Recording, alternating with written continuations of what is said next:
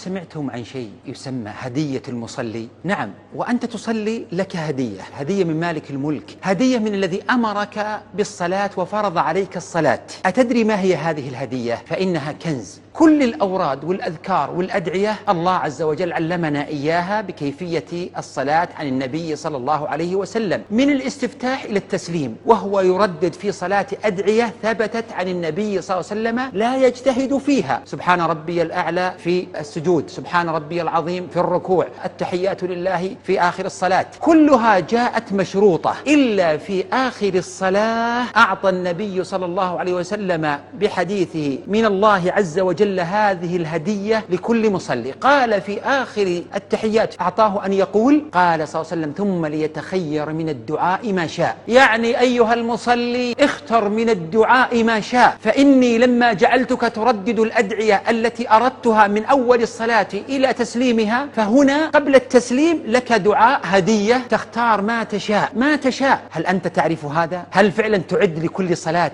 دعاء تختار تطلب طلب من الله، تسأل الله تعالى مسألة معينة تريدها؟ النبي عليه الصلاة والسلام سمع رجلا يقول بعد التشهد: اللهم إني أسألك يا الله الأحد الصمد الذي لم يلد ولم يولد ولم يكن له كفوا أحد أن تغفر لي ذنوبي فإنه لا يغفر الذنوب إلا أنت. أتدرون ماذا قال النبي صلى الله عليه وسلم عن هذا الرجل؟ قال: قد غفر له، قد غفر له، قد غفر له.